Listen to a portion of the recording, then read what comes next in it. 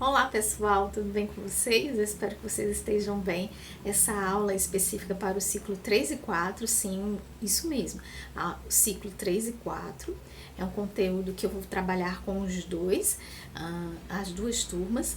E vocês notaram que nas últimas semanas eu não estive presente, eu não postei atividades e diante de uma ausência que eu precisei me afastar para tratar de questões de saúde. Estou no processo, ainda não estou curada, não estou 100%, mas estou aqui para trazer o conteúdo, facilitar o conteúdo que vocês vão trabalhar aí no exercício aqui abaixo. Não deixem de fazer, hein?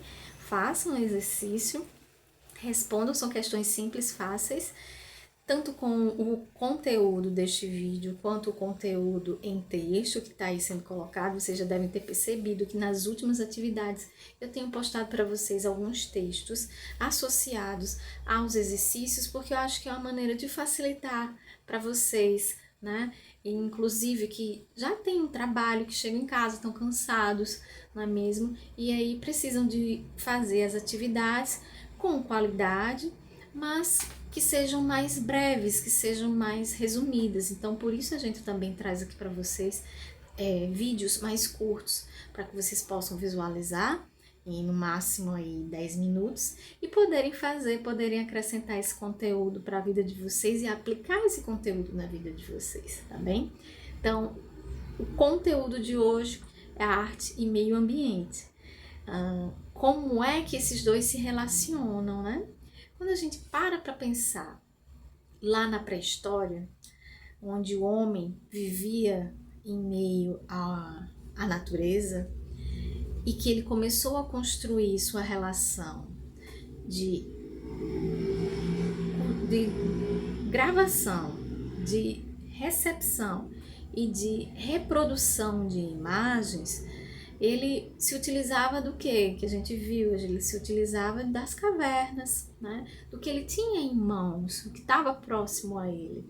Então, ele se relacionava com o que a gente hoje entende como arte, aqueles desenhos, aquelas esculturas, né? Aqueles artefatos arqueológicos que a gente encontra e que pode fazer referência ao período pré-histórico, onde o homem já se expressava e utilizava aquele material que estava ali próximo a ele, né?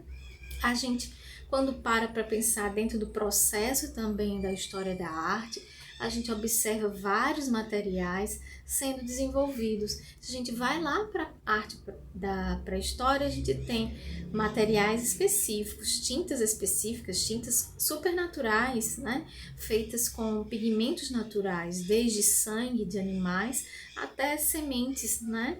De frutos. Os utensílios para produzir essas pinturas, né, do canudo feito, o canudo que a gente chama hoje, feito a partir de um ossinho de um animal, servia como um canudo para soprar e fazer os efeitos, né, das mãos nas cavernas. E entre outros efeitos de sombreamento que a gente observa na Lascaux, uma das produções da pré-história. Ao longo da história da arte, a gente pensa também na arte greco-romana, né? Um material que a gente vê em abundância, o mármore, né? Por quê? Porque era um material que era muito visto, era muito rico naquela região, né? Então a gente vai ver bastante as esculturas, vasos. A gente também tem produções cerâmicas colocadas na arte greco-romana. A gente tem pinturas, uma consequência, uma continuidade também dessas pinturas pré-históricas. A gente vê quando observa as pinturas, registros que a gente tem lá da Pompeia, né?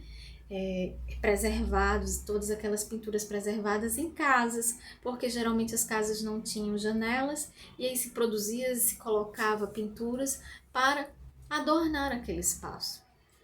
A gente pensa também hoje que quando o artista se relaciona com o seu ambiente, né, com o seu meio ambiente, a gente tem exemplos de artistas que trabalham com land art dentro do espaço natural também, não é mesmo? A gente tem inclusive um exemplo, vocês vão ver aqui no exercício, de um casal, o Christos Eita, esqueci o nome da menina. Poxa, que falha minha. Mas o Cristo, junto com a sua esposa, produziram um trabalho que foram as árvores cobertas, né? As árvores encapsuladas. Então, ele pegou um espaço dentro ali da região em que eles moravam e eles colocaram, encapsularam estas árvores com plásticos. Mas se vocês observarem na imagem, as árvores estão no período de quê? Do inverno. Então elas estão adormecidas. Cobrir essas árvores com plástico acaba sendo também uma forma de fazer com que os transeuntes, as pessoas que estão passando por ali, observem aquela imagem, observem aquele trabalho artístico, observem mais também o ambiente em que elas estão inseridas, né? Muitas vezes a gente anda no nosso dia a dia cotidiano corrido e a gente não olha e não observa em volta as modificações que são feitas, né? Seja pelo objetivo urbano, ou seja, de intervenções, intervenções artísticas também, né? Recentemente, dentro da nossa cidade, colocado um projeto do Diógenes Chaves mais alguns artistas de lambe-lambe, onde eles começaram a colocar lambe-lambes no Augusto dos Anjos, essa figura tão emblemática para a nossa cultura, a fim de relembrar a necessidade de voltar ao nosso passado, de pensar a nossa história, não é? E termos na atualidade essa reflexão colocada, né?